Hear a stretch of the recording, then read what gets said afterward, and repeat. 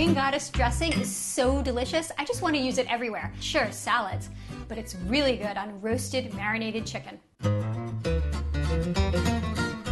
A traditional green goddess dressing has all kinds of herbs in it. It's got tarragon, it's got anchovies. I'm going to do just a simplified version. I'm going to use basil because I've got tons of it in the garden right now. Garlic, because you need garlic for green goddess. Buttermilk, which is the base of all green goddess dressings, although sometimes they use mayonnaise. And you could just use plain yogurt as well. Then I've got lime zest. Traditionally, you'd use lemon in a green goddess dressing, but I use lime because it makes it even more green. And it's also a bit floral, which I like. And then you need some kind of oniony component. I'm going to use chives and 1 scallion. Oh wait, and the salt and pepper. Very important for a chicken marinade. You need to use a lot of salt. So I'm going to use 2 teaspoons here and a teaspoon of pepper. You always start slow if you have a blender with many speeds, and then you build up speed, and that way everything gets mixed in.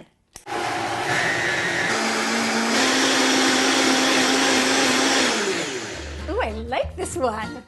You know that this is ready when it turns bright green. You can see the herbs are completely demolished. However, always check the seasoning. If it's not something that tastes good raw, then it's not going to taste good as a marinade.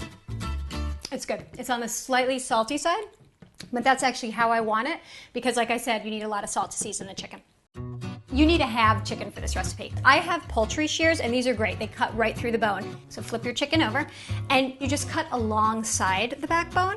And there's a little spot right in the breastbone. You'll see a little white bone. Just take a paring knife, cut a little slit. It'll make it easier to open up the breast. Flip it over and just press down. And then we're gonna cut right through. And that's it. Now, what I'm gonna do is use 3/4 of the sauce as a marinade for chicken. I'm gonna save 1/4 of it just to drizzle on top. So that way you get to taste this when it's roasted, it's mellow, and then the sauce adds a really fresh, herby, bright note. It's green goddessy. In fact, you can even use a little to dress your salad on the side. I'm just gonna turn it around to make sure it's all coated, and then I'm going to put this in the fridge for at least 6 hours, preferably overnight. If you can do this the day before, the chicken is just gonna taste that much better. So I've let this go all day. Now I'm just gonna put this on my baking pan, and the trick here is to get that crisp skin, you have to get rid of some of this really wet marinade. And a little olive oil right over the top. This also helps with the browning. Roast it at 500. I know that sounds high, but that's how you get that really crispy skin.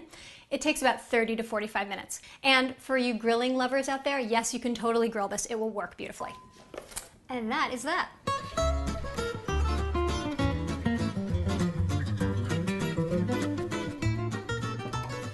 There you go, a new use for my favorite salad dressing.